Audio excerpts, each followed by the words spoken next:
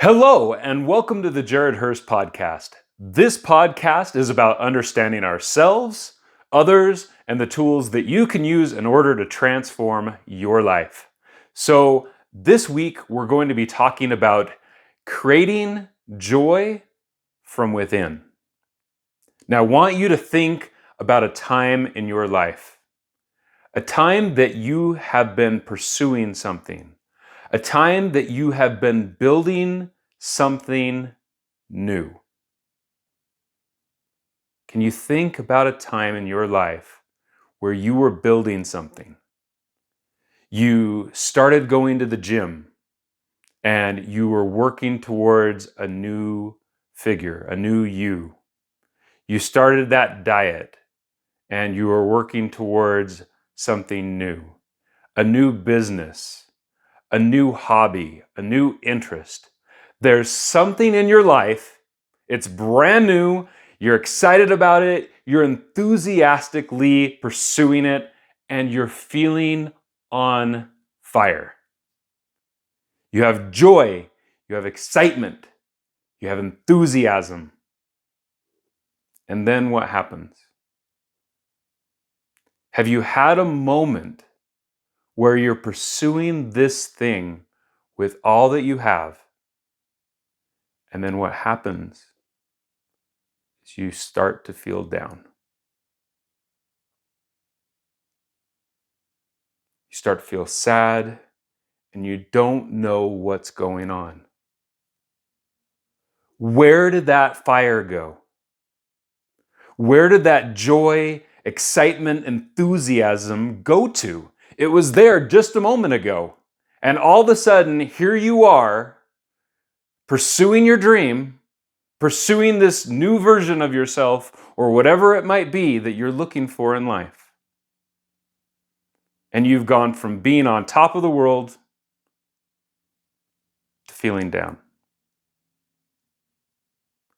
What causes that? How do you go from this high to this low? There's one thing that is changing your result.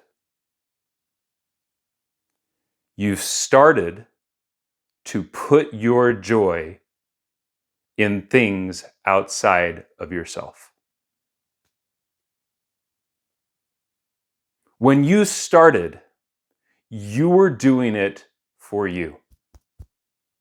You were doing it because it was something that you were passionate about. It was something that you were interested in.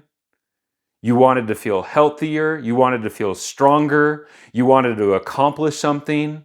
You wanted to feel like your life had meaning. Whatever it was something that intrinsically, internally motivated you. And then what happened? You started paying attention to what everybody else around you was saying. You started looking for external validation. You started looking for those likes, those views, the good jobs, the approval.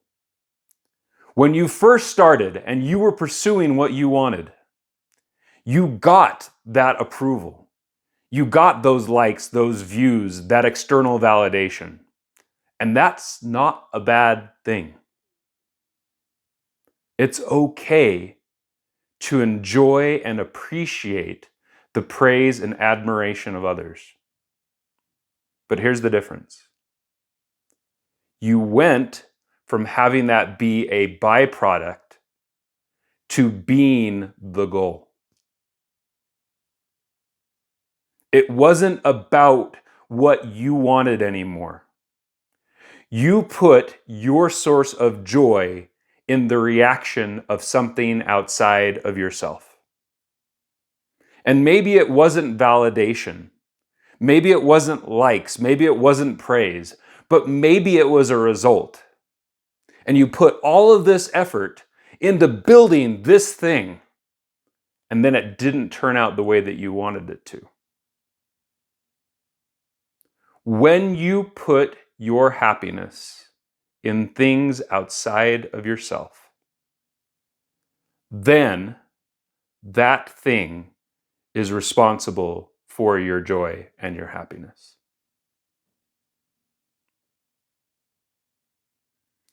When it is about the journey, when it is about living an authentic life that's true to you, when you are pursuing your wants, your dreams, and your desires, then you are in complete control of how you feel. That doesn't mean that other things aren't going to happen in your life and you're not going to have down moments. Emotions are a spectrum. Our goal in life is not just to be happy. As long as we look at sadness, adversity, difficulty, failure, whatever it might be, and we look at those emotions as negative, then those things will compound. What you resist will persist. It's a friend of mine, Henry Amari, says that all the time. I have no idea if he stole it from somewhere, but it's definitely something that he's owned and it's his. What you resist will persist. You need to allow yourself to feel emotion. But I digress. You can't continue to abandon yourself, your needs, and your wants to something else and expect to still have the same level of joy and fulfillment in your life. And the thing is, it's built in science. This isn't just some random concept. Think about a little kid. Got this cute little kid. The cute little kid goes to their mom, dad, maybe it's you, and they say, I want ice cream. I want a toy. And what does the parent sometimes say? We will see. What does the child hear? Yes, I'm getting ice cream later. Yes, I'm getting the toy. And so they set an expectation that this is what I'm going to get. And then what happens later if they don't get it? Have you ever looked at a child's face when they think they're going to receive something that they're looking forward to? Time with friends, a toy, a treat, and then they find out they're not going to get it. What happens? Complete and utter sadness. Sometimes fountains and fountains of tears. The level of sadness that a child can experience over not receiving something that they expect is pretty crazy. And why is that? It is a dopamine hit. You have a base level of dopamine in your brain. Dopamine is the motivation molecule. It drives you towards things. And there's a certain level of joy and happiness that comes with it. It might be easier to say pain and pleasure. And when you have an expectation that something's going to happen and it doesn't happen, your dopamine level drops. And with it, a certain level of emotional pain.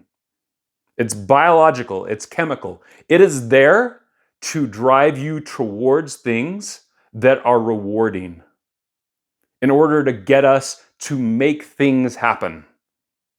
It's supposed to happen that way. It's supposed to be painful.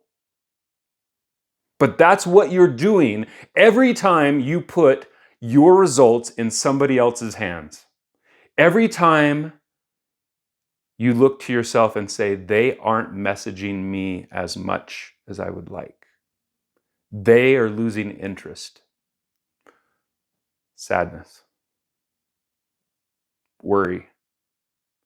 They messaged me. They're excited. They love me. Happiness, joy. They liked my post. Happiness. They didn't like my post. They hearted it. They didn't. I accomplished my goal. I failed. When you're setting the expectation that I will feel happy when, you are biologically predisposing yourself to pain, to being let down. As you put your joy in the journey, in the effort, in the things that you're passionate about, you get to feel more joy, more excitement, more enthusiasm. And it builds and it builds and it builds and it drives you towards the thing that you want in life, the things that you want in life. So the next time you feel all this passion, you feel all this joy and all this excitement in your life, and all of a sudden you feel down, ask yourself this question: have I abandoned myself? Have I put my joy in something outside of me? You will find that there are many times that that is the answer. Not always. Life is complex. There are so many things that go into this heart and this mind. But this is a tool that you can use in order to help keep yourself on track, in order to help you have more joy, more excitement in your life. I know that you can do it. I believe in you. And until next time, remember that you are not alone.